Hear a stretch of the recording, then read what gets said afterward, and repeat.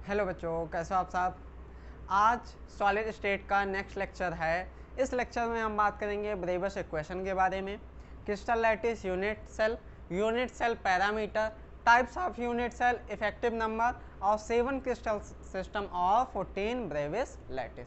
तो इन सब के बारे में बात करेंगे। इससे पहले लेक्चर में सॉलिड स्टेट के हमने बात की थी, क्रिस्टलाइन सॉलिड, एमॉर्फस सॉलिड और types of crystalline solid, molecular solid, metallic, ionic और कोवैलेंट क्रिस्टलाइन सॉलिड के बारे में बात हुई थी। तो इस लेक्चर में इन सब टॉपिक्स के बारे में बात करेंगे। तो चलिए शुरू करते हैं। मैं गौरव राम गुप्ता, आपका channel Sulata chemistry.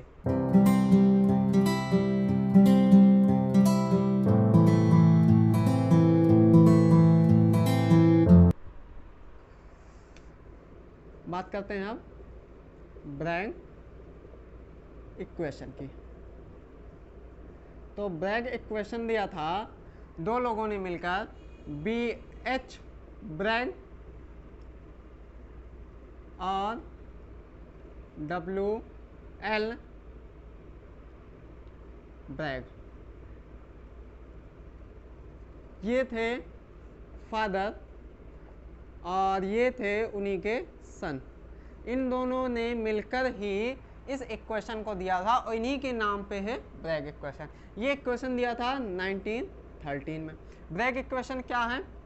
N lambda equal to 2d sine theta. अब ये N lambda 2d sine theta क्या बताता है? तो ब्रैग इक्वेशन से ही जो ब्रैग ने एक्सपेरिमेंट किया था, इन्होंने किसी क्रिस्टल पे लेके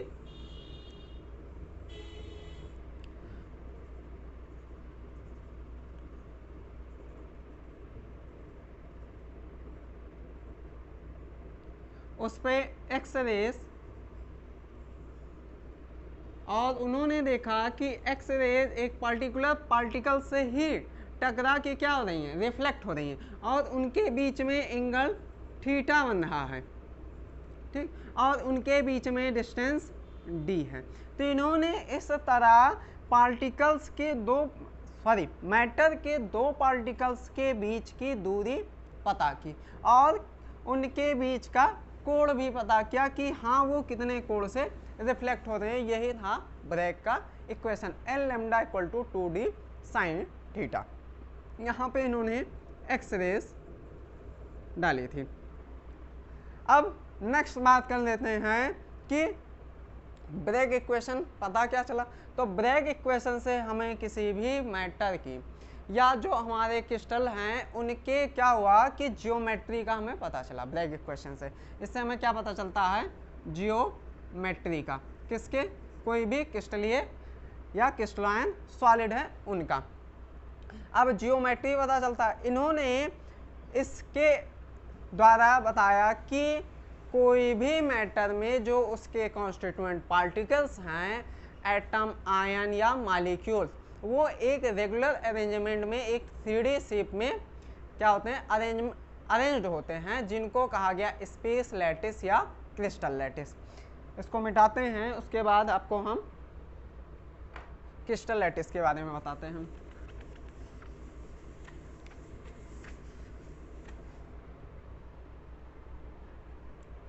अब इन्होंने ही इन एक्सपेरिमेंट से पता किया कि कोई भी मैटर के जो कॉन्स्टिट्यूएंट पार्टिकल्स हैं वो एक रेगुलर अरेंजमेंट में रहते हैं, और इन रेगुलर अरेंजमेंट का जो मैटर है, जिसके एटम हैं, आयन हैं या मॉलिक्यूल से मिलकर बना हुआ है, वो एक रेगुलर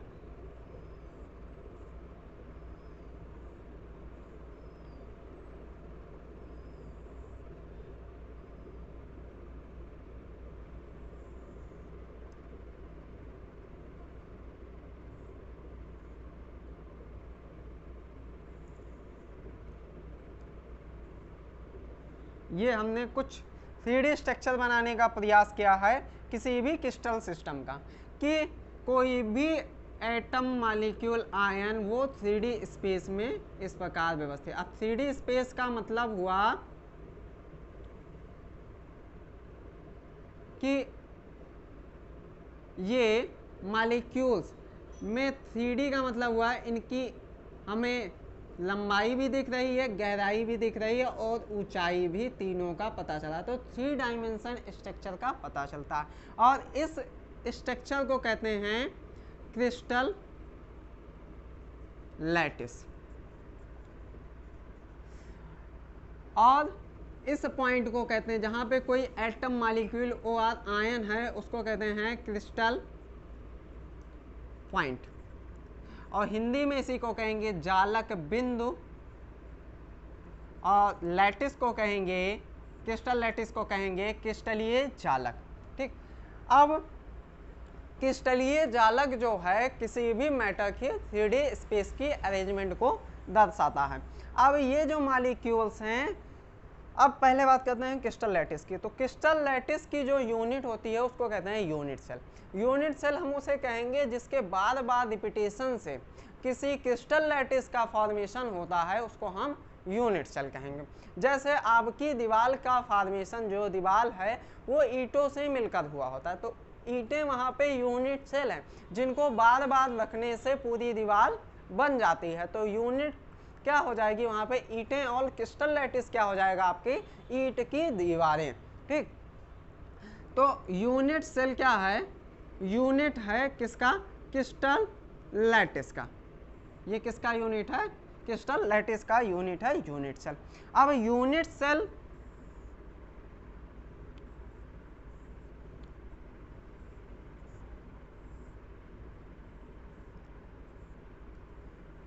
ये हुआ एक यूनिट सेल। इसके 8 कोनों पे क्या होंगे, 8 कण उपस्थित होंगे। ठीक, 8 कोनों में 8 कण। अगर हम इसको यहाँ पे इस स्ट्रक्चर के अंदर इतने एरिया को हम क्या कह सकते हैं, एक यूनिट सेल कह सकते हैं। ये इतना डिब्बा, ठीक, ये डिब्बा आपका यूनिट सेल कहलाएगा। और आप स्ट्रक्चर में भी समझ सकते हैं कि यूनिट सेल किस प्रकार है। 8 कोनों पे 8 कण हैं। अब यहाँ पे कण को नहीं दर्शाया जाता, यहाँ सेंटर ऑफ एटम, यहाँ आपको कण दिखाई दे रहे होंगे, गोल गोल स्फीयर दिखाई दे होंगे, लेकिन यहाँ पे पॉइंट है। क्या करते हैं कि हम कणों को इस प्रकार रखते हैं, 4 कण हो गए, और इसके पीछे एक कण होगा, फिर इसके पीछे एक कण होगा कुछ इस तरह दिखेगा, और इसके पीछे कुछ कण होगा जो इस तरह दिखेगा, और इसके पीछे कण है जो दिख नहीं रहा, हल्का सा मान लेते हैं। तो इसका सेंटर ये हो गया, इसका सेंटर ये, इसका सेंटर ये, इसका सेंटर ये, फिर पीछे वाले का सेंटर ये हो गया, इसके पीछे का सेंटर ये, इसके पीछे का ये, और इसके पीछे का ये। अब इन सेंटर पॉइंट को मिला देंगे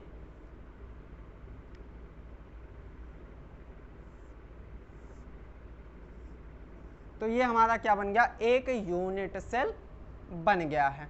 अब इसी यूनिट सेल को इस फॉर्म में दिखाया जाता है, ना कि गोलों के फॉर्म में देगा, क्योंकि गोलों के फॉर्म में हमें बहुत समय लगेगा बनाने में और समझने में भी। ये हमारे लिए आसान है।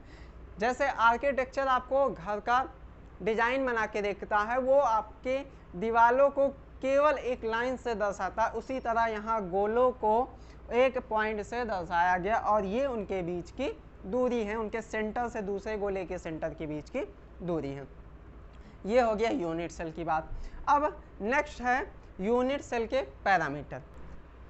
अब बात करते हैं यूनिट सेल के पैरामीटर की। तो कोई यूनिट सेल पहले बना लेते हैं हम।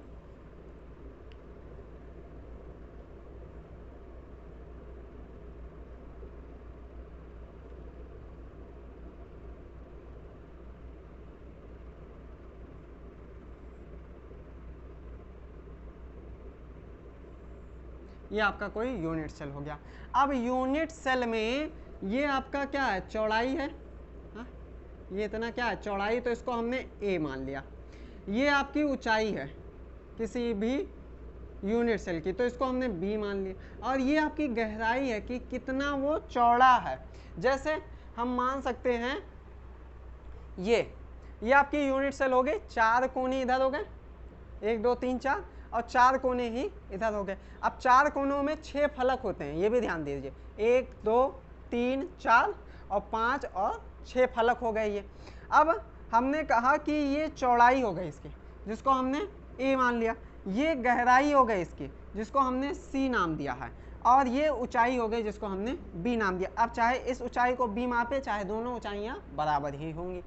अब इनके बीच में यहाँ हम देखेंगे, अगर हम क्या देखें ए और बी के बीच में, तो यहाँ 90 अंश का कोण है, तो इसको हमने मान लिया गामा। ठीक, और बी और सी के बीच में जो कोण है उसको हमने मान लिया अल्फा, और ए और सी के बीच में जो कोण है उसको हमने मान लिया बीटा। तो हमारे पास 3 कोण हो गए, alpha, beta and gamma.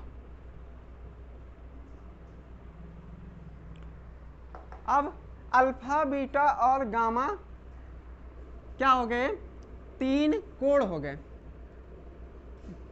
There are 3 angles in a unit cell. कौन कौन से हैं, अल्फा, बीटा एंड गामा। ठीक, और क्या हो जाएंगे, 3 लेंथ पैरामीटर हैं, किसमें, यूनिट सेल में। कौन कौन से, ए, बी और सी। तो किसी यूनिट सेल में 6 पैरामीटर होते हैं, 3 लंबाई के और 3 कोण के, जिनको नाम दिया गया अल्फा, बीटा, गामा और ए, बी, सी। अब अल्फा जो हो जाएगा आपके बी और सी के बीच का होगा, अल्फा किसके होगा, बी एंड सी के बीच का। ठीक, जबकि बीटा आपके होंगे सी एंड ए के बीच के, और गामा जो होंगे वो ए एंड सी के बीच का होगा, सॉरी ए एंड बी के बीच के। ठीक, तो ये आपके कोड हो गए और ये बॉन्ड। तो 6 पैरामीटर। अब 6 पैरामीटर का यूज हम आगे करेंगे। अब हमें पढ़ना है types of unit cell. Unit cell कितनी तरह की होती हैं, तो जितने भी हमारे एनवायरनमेंट में यूनिट सेल पाई जाती हैं, उन्हीं 4 तरह की यूनिट सेल का हमें इसमें अध्ययन करना है।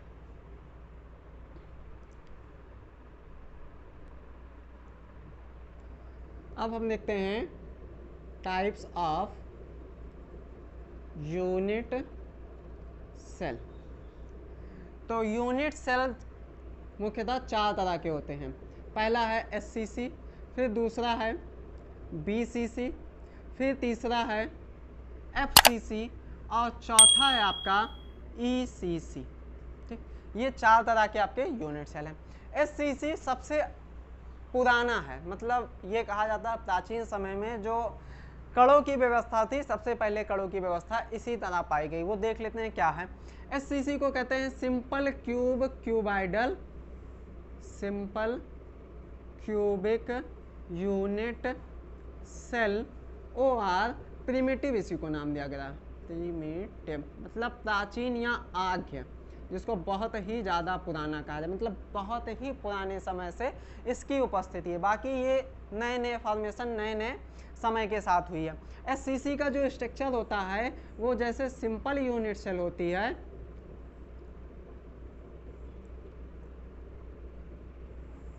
इसी तरह होता है, अर्थात कि 8 कोनों पे क्या होंगे, 8 कण होंगे। ठीक, ये हो गई आपकी सिंपल क्यूबिक यूनिट सेल। अब इनमें अगर हम टोटल नंबर की बात कर लें, नंबर ऑफ मॉलिक्यूल्स या एटम या आयन या कॉन्स्टिट्यूएंट पार्टिकल, सबसे अच्छा होगा यहाँ पे कहा जाए कॉन्स्टिट्यूएंट पार्टिकल, तो कितने हैं, 8 हैं। 8 कोनों पे 8 कण। अगर इसमें कहा जाए इफेक्टिव नंबर, अब इफेक्टिव नंबर क्या होता है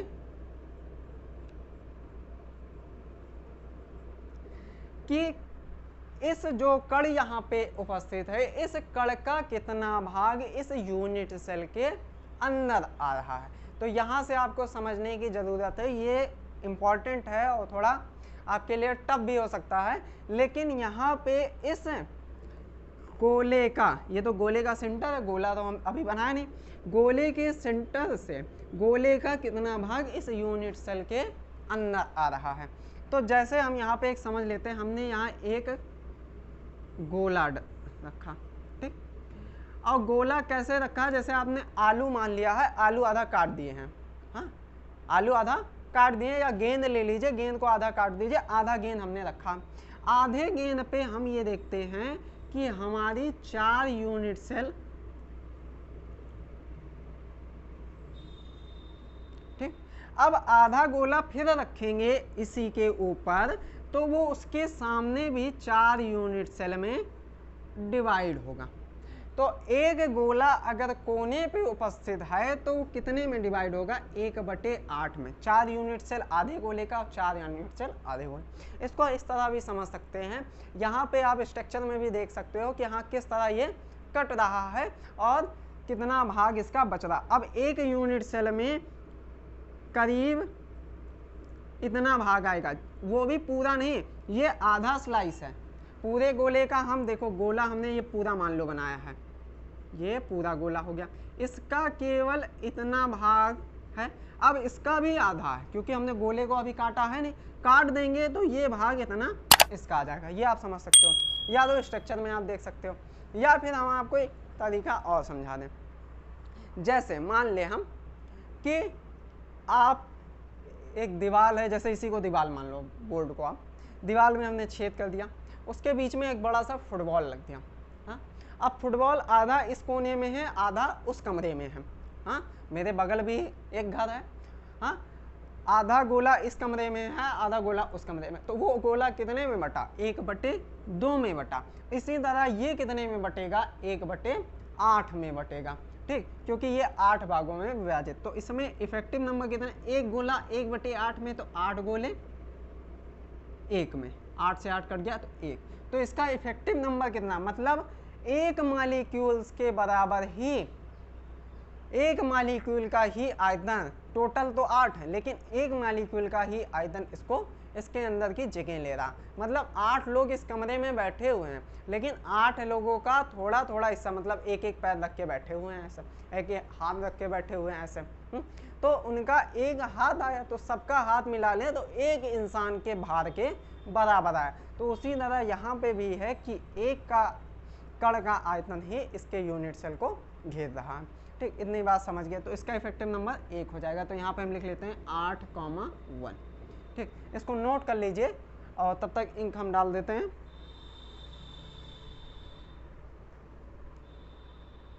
चलिए अब नेक्स्ट की बात कर लेते हैं BCC। तो BCC को कहते हैं बॉडी सेंटर्ड यूनिट सेल। ठीक, बॉडी के सेंटर्ड में होगा, मतलब कि ये आपकी एक यूनिट सेल हो गई।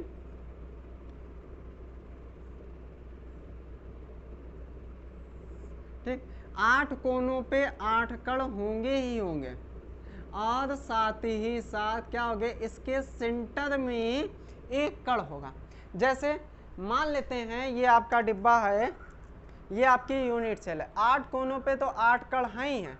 ठीक, और साथ ही साथ इस डिब्बे के अंदर मान लीजिए कि हमने एक छोटा सा गेंद डाल दिया, तो वो यूनिट सेल के अंदर पूरा पूरा है और वो यूनिट सेल के पूरा आयतन अपने जितना आकार का वो पूरा ऑक्यूपाई करेगा। अब बात करते हैं कि इसमें टोटल नंबर कितना हो जाएगा। तो टोटल नंबर आपका हो जाएगा मॉलिक्यूल्स या कॉन्स्टिट्यूएंट पार्टिकल का 9, जबकि इफेक्टिव नंबर की हम अगर बात करें तो वो हमारे हो जाएंगे, देखो 8 कोनों पे 8 कण हैं तो 1/8 × 8 कितना हो गया 1। और जबकि 1 क्या हो जाएगा, जैसे आपके कमरे में पंखा लटक रहा, तो पंखा क्या कर रहा है, वो पूरा पूरा कमरे के अंदर है, बाहर है नहीं। ठीक, तो उसको हम पूरा 1 मानेंगे, तो 1 + 1 कितना हो जाएगा 2। तो इसमें क्या हो जाएगा 9,2। ठीक, तो ये कितना हो गया आपके इफेक्टिव नंबर, इसमें 2 आएंगे और टोटल नंबर 9 आएगा। अब बात करते हैं FCC की। FCC को कहते हैं फेस सेंटर्ड यूनिट सेल। मतलब कि 8 कोनों पे 8 कण होंगे ही होंगे और साथ ही साथ क्या होंगे, हर एक फलक के मिड में होंगे। जैसे ये एक फलक है, इसके मिड में एक है, एक फलक ये हो गया, इसके मिड में एक पार्टिकल, और एक फलक ये हो गया, इसके मिड में एक पार्टिकल है, और एक फलक ये हो गया, इसके मिड में ये रहा, और पीछे के एक फलक ये हो गया जिसके मिड में ये है, और आगे का ये एक फलक इसके मिड में ये। जैसे आप समझ सकते हो इससे, इस गुटके में देखिए ये एक फलक हो गया सामने का, इसके मिड में हमने एक रख दिया।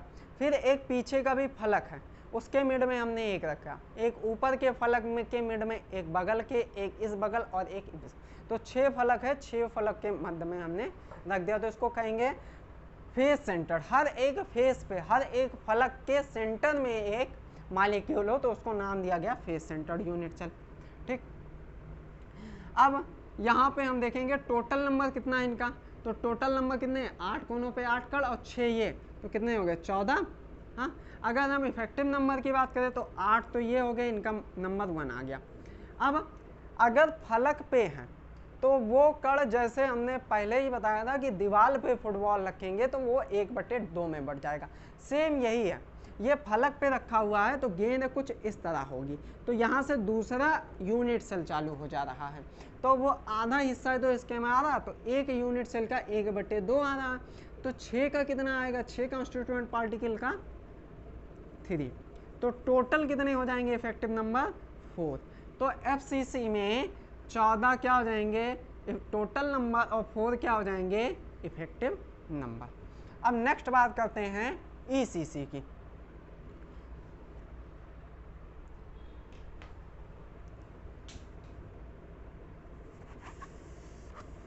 इसको आप लोग नोट करते रहिए पॉज करके।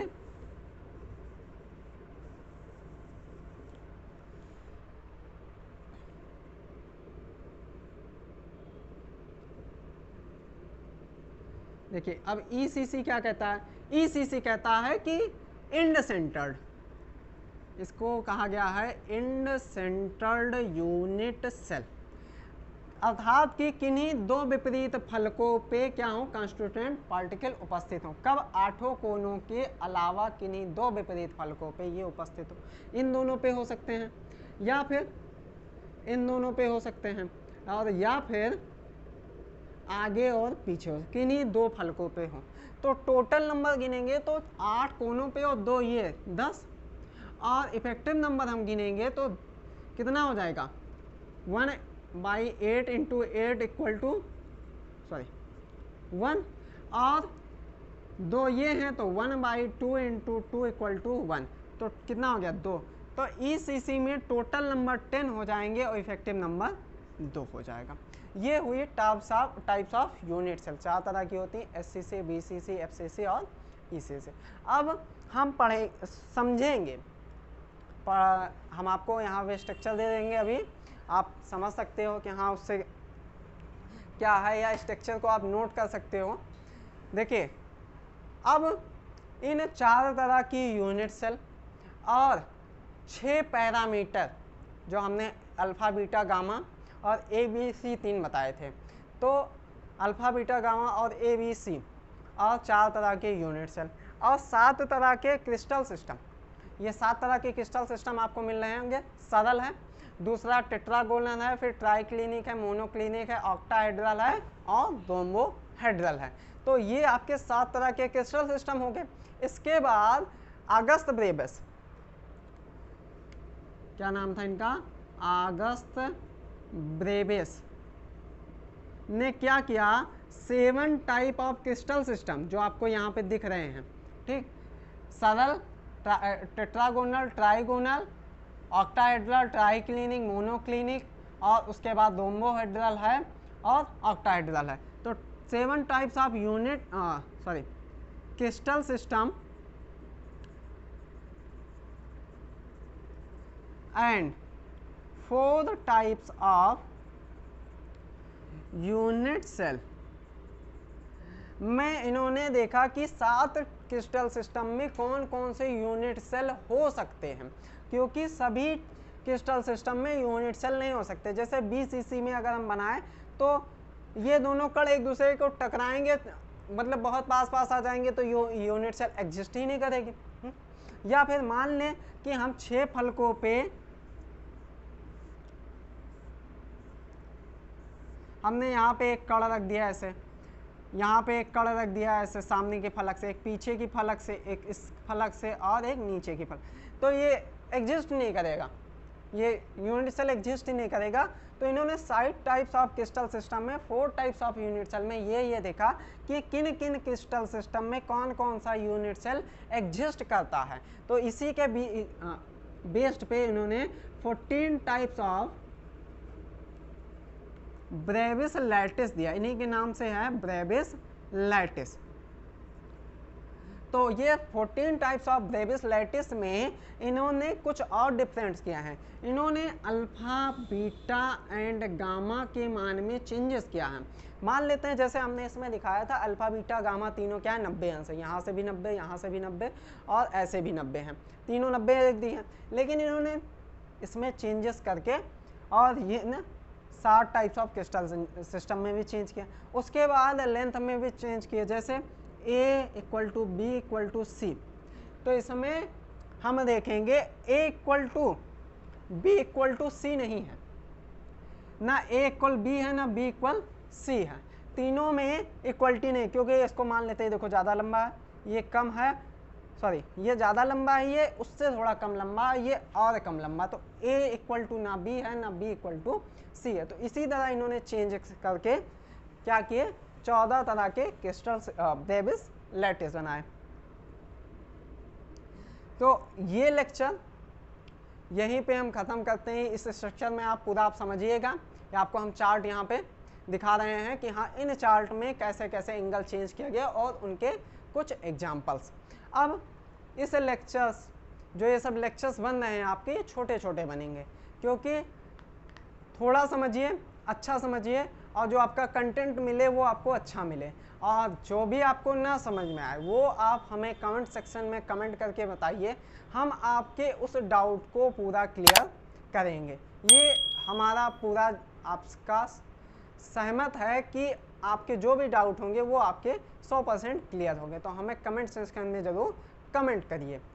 तो पढ़ते रहिए, बेस्ट ऑफ लक। नेक्स्ट में मिलेंगे पैकिंग एफिशिएंसी के साथ, different types of unit cell में पैकिंग एफिशिएंसी क्या क्या है और उनके घनत्व तो क्या क्या है, उनकी डेंसिटी क्या क्या है, तो इन सब के बारे में बात करेंगे। तो तब तक पढ़ते रहिए, बेस्ट ऑफ लक।